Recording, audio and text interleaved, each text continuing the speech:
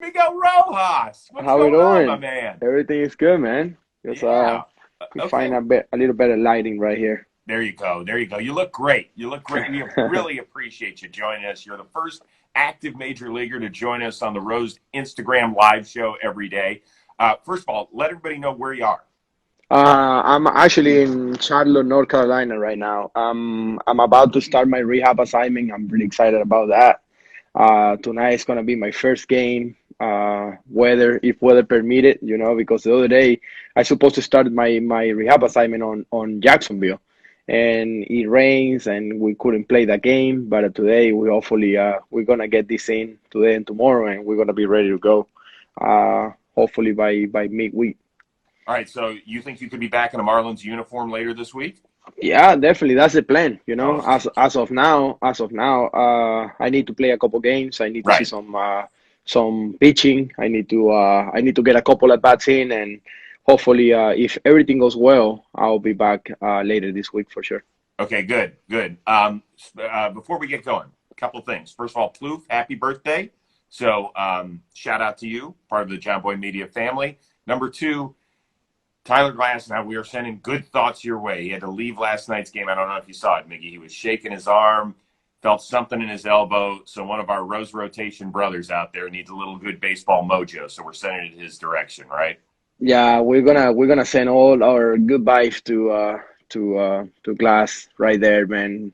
We need him in the game, like his arm, his every time he go out there for the Tampa Bay Rays, he gave him an opportunity to win. So hopefully he's okay, and hopefully the MRI or whatever he's gonna do Yeah. come back negative. Yeah. We'll keep our fingers crossed on that. All right, Miguel, let's get Definitely. into it. Big baseball news coming momentarily. That Major League Baseball is going to start its crackdown as early as June 21st, so that it would be next Monday on players who've been doctoring the baseball. They're going to check guys as they come out of the game, not when they come into the game. So hats, belts, gloves, that's what it sounds like. If they get caught with anything, and that includes sunscreen and rosin mixture, which apparently hitters don't mind, they're going to get ejected from the game and face a possible 10-game paid suspension. As a hitter in this league, what are your thoughts on that? Oh, to be honest with you, as a player overall, we always gotta make adjustments, and whatever the rules are gonna be enforced by the reminder of this year and going forward next year, we're gonna have to adjust and be ready for these rules to be implemented. As a hitter, I don't really see why not the umpires need to be the ones dictating, but the only thing is we want some consistency. Not just because I mean this umpire is not gonna like be paying much attention, or these guys are not gonna be like as strict as others. I Mm-hmm. don't think that's gonna be actually fair, for all the things out there. So uh as a player, as a hitter, all I ask for is some consistency on the rules, like, and we already have the rule, you're right. Right. And now if we're gonna implement something about this topic right here, which is being the hot topic in MLB this whole year, we need to find some consistency and trying to level the playing field for everybody. Okay. So do you think that guys are going to get nailed? Do you think some guys are just going to say, screw it, I'm going to try and get away with it? Or do you think that we won't see guys get penalized? Man, I never pitched in the big leagues before. I don't know how hard it is to throw the ball for a strike at 98 mile per hour and hit your spot and all that kind of stuff. And I bet it's like, like to get outs in the big leagues is pretty hard, because hitters are prepared, hitters are good. And I don't know. I don't know how the pitchers are gonna react with this, like they're probably gonna have to find something else to make them feel the ball, maybe a little bit more, get back to the rosin back and a little bit of saliva, like that's how it used to be, like guys go to the mouth a lot, use the rosin back. And I don't really know. I don't want to talk about like the pitcher side on this particular case Right. because it's gonna be controversial. Whatever you say, like this rule right now is gonna probably affect pitchers more than hitters, but you never know, like that's Well, something that you always gotta keep in perspective. That I mean, you're putting a kind of some kind of the game in risk when you're doing some stuff like that. Okay, but you as a hitter, you've got to feel good that things might be tipping toward you, because even when baseball came out with some sort of memo toward teams and say, hey, listen, this is coming. By the end of the month, you guys are going to be checked, and then you're going to be penalized, so clean up your shit. In that time, batting average has gone up, OPS has gone up, spin rate has gone down. So obviously something is going on here. You've got to feel good as a hitter that maybe the league has your back, or is that not true? Well, the thing is, like I said before, I'm not gonna say that the league is having us our back right here. Is making it right, you know. Like it's not like, okay, let's try to please the hitters now because the offense is down. You know, it's the way that it's supposed to be. You know, like if you're using a substance that you shouldn't be using, that's not fair. You know, for anybody. That's why you, like, as a hitter, you keep asking you why I'm missing that pitch right down the middle. 95 mile per hour that I always put in play in my career, in my life, you know. A fastball right down the middle, 95 mile per hour. I'm able to hit that pitch 98 at 100 times. You know what I mean? Mm-hmm. I'm not going to swing and miss, but when you go back to the dugout, you see the RPMs and the spin rate on this ball, and it was 2,900, you know? And that's something that I never seen in my life. You know, 2,500, 2,600 was the highest, you know, best fastball spin like 2 or 3 years ago. Now you're seeing pitchers throwing 2,700 mile spin Yeah. rate, you know, RPMs, and it's really hard to hit that way because now you have to adjust your swing a different direction. So like I said, man, I don't really like to go deeper in this topic because pitchers are gonna be sensitive to it, and we all part of the baseball community here, and we don't like to see something like that affecting the game that much. But at the same time, we need some consistency and we need some level playing field. All right. Well, apparently we're going to get that later today. We'll keep our eye on it. All right. I want to ask you some fun stuff. Vlad with another home run. He's killing it, leading the league in homers, in OPS. He's leading the American League in batting average. He's leading the world in RBIs and everything. He's also the number one vote getter for baseball as far as the All-Star game. If you had to pay to see one player play right now, who would it be? Well, let me talk about Vlad real quick, man. Yes. I don't know if you follow or anybody here in this live follow Vladdy Guerrero Jr. in the off season. His workouts, his work ethic, the whole off season after a tough year last year. You know, we know it was a 60-game season, but he committed to be a better player. And seeing all these numbers paid out, man, and he is staying on the field, playing every day first base. He's not DHing much. You know, like that's something that it makes me really happy for the kid because, you know, he's, I don't know, he's 23, 24 years old right now. And he's doing this kind of stuff, you know, and now putting the work in the all season. And hopefully he can keep the same kind of like workout ethic for the rest of his life. Right. And I'm really happy for him. I haven't seen this year live, but what I'm seeing on TV is like what Christian Basket was saying the other day. He's seeing the ball like really, really big, like a basketball right now. And I mean, all you have to do is don't get mad on anything. You just go again and trying to get him out. Right. And he did it to us. He got 4 hits the first day against the Marlins over there in Buffalo. And it was fun to watch, you know, because when you see a hitter in that there, man, it's fun. But going to the question, who would I pay right now is Jacob deGrom.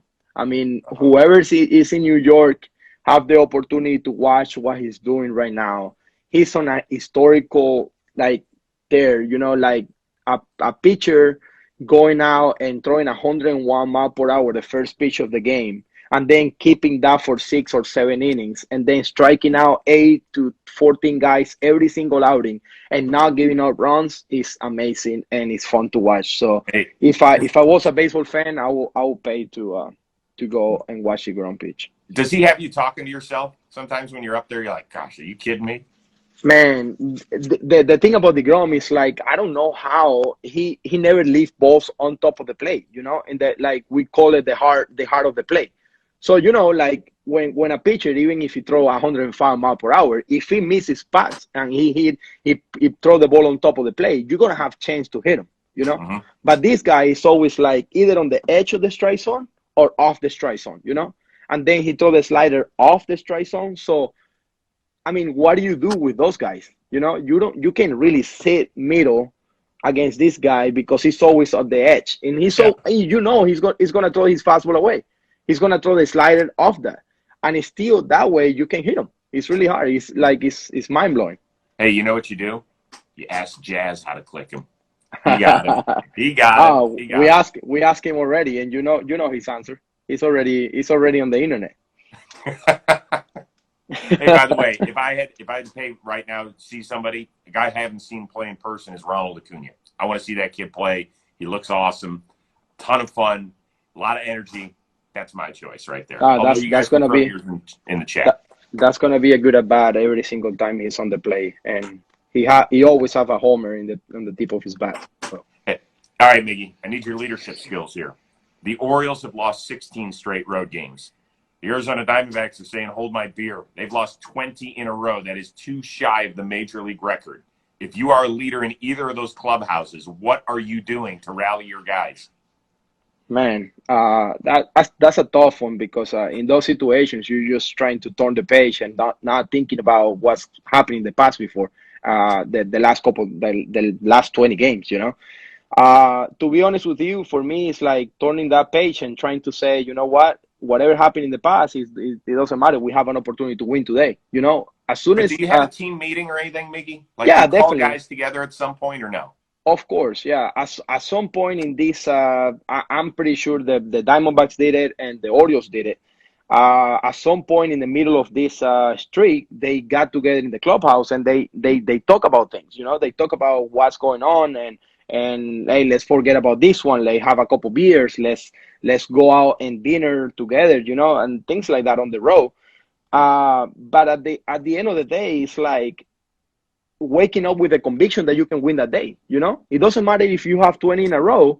You just have to have the conviction that you can win that day. But on top of that, you're gonna need an ace that in the front of that rotation that he can jump on there. So the Marlins went through the same kind of situation. We lost, I think, 7 in a row last road trip. And then we got to start by Sandy Alcantara in Pittsburgh, 8 shutout innings, you know, to give us the opportunity to win the game. So that's why it's more than just the leader or whatever you can say. You need someone to step up for your team and give you something that you really need. That day, I mean, a guy needs to go like crazy, 3 homers or something like that. I hope Freddie Galvis can go out there and hit 2 homers and drive in 6 runs. And then one of their starters can go 8 innings. So the bullpen get an easy one inning out in there. But, I mean, it's always tough. Let's slow our roll on the Orioles. They're playing my Indians. So that losing streak can keep going. The Diamondbacks are out in San Francisco. Guys, I can't tell you how to rally the troops. I can't help you throw 8 shutout innings. I can't hit 3 homers. I can't offer this. Oh, yeah. I'll offer you Joe Boo. Joe Boo can help spun you. around a little bit, but this is the guy. This might be the guy right here that'll break the streak. So go get that. I don't know. Sacrifice something in the clubhouse like they did in Major League. Maybe that'll work. To break the streaks, you see a lot of things. So yeah, I'm sure. You do. It might be Jobu, it might be something else, but something's gonna happen with those teams for sure. All right, last one. I don't know if you saw the Diamondbacks. You guys, of course, busted out the City Connect jerseys, which I will be wearing next time on the Miguel Rojas edition of the Rose Rotation. The Arizona Diamondbacks have their Serpientes jersey. They had the social media promotion where a bunch of the guys were wearing a live snake around their neck during the photo and video shoot. If the Marlins had asked you to do something similar with like a live snake, would you be like, yeah, guys, I'm good? Well, if you see the video or the pictures, you see Eduardo Escobar, and he's not wearing any snake. He's afraid of cats. Can you imagine a snake? So that I bet Eduardo Escobar wasn't even close to that snake, you know, because every time if someone say a cat is around him, he's gonna be jumping and running all over the place. So you can, whenever you have Eduardo Escobar and have the opportunity to talk to him, he's a funny guy, man. He is funny. Hey, tell him, hey, a cat, it's a cat behind you. He will be running all over the place. So I will be if the Marlins asked me to do that, I would be Eduardo Escobar and say, "Hey, take that thing out of, keep it away from me because I don't want anything to do with that snake." But No, I'm that out. was pretty cool, man. That was pretty cool. And I like the jerseys. I think they're pretty solid. I think you guys and the White Sox have the two best ones so far. Then I'm going to Arizona. And then I don't know if did you see the Cubs ones, by the way? I saw the Cubs one. Not my favorite ones. They're they're pretty plain, you know. But Hey, it goes well with the light blue, you know, under. yeah. I think there's something that you can actually take away from that uniform. But it's kind of plain, you know. Like I mean, I understand. Well, Not every uni can be flashy as the one that I mean they made for us, you know. no, but did you see Yasmani Grandal? He said, "What Division III team do you play for?" No, I didn't see that, but that's funny. That was funny. That was funny. All right, listen, man. I appreciate the time today. It was a blast getting to hang out with you for a little while. I'm so happy you're on the road to recovery. We need to see, number 19 out there for the fish. I know, man. I can't wait to be back with the boys Yeah, and grind with them on the road too. You know, I was home and I watched a couple games at home, and yeah. I was like, man, my feet was like hurting to just go back to the field and start playing again. So I'm hopefully these two games go well and I can go back and play. Yeah, let's get it. By the way, what's the lid you're wearing? This is a Fair of God. This is a designer Oh, that make a collaboration with New Era, our MLB hats. So nice. that's what I'm going with. By the way, what's Jacksonville's? You guys have a weird nickname, don't you? Jacksonville Jumbo Shrimps. It's a pretty big shrimp. I'm gonna be wearing today a pretty big shrimp on my jersey. So if you're in Charlotte and you wanna come watch a game, this is a beautiful place to play. Yeah, It's right nice downtown. city. Really nice city. So I'm Yeah. excited to play tonight here and hopefully we can get some hits and a W for sure. Hey, can you please? Do you get to keep the jumbo shrimp jersey? Do you get to take that back to Miami? You I think got it. I think I'm gonna keep the hats. I got a hat that is Yeah. pretty good that they were wearing on the weekends over there. I supposed to wear that. It's like a Miami Vice kind of theme. Huh. So it's pink and blue.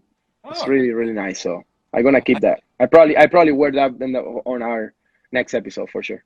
I love it.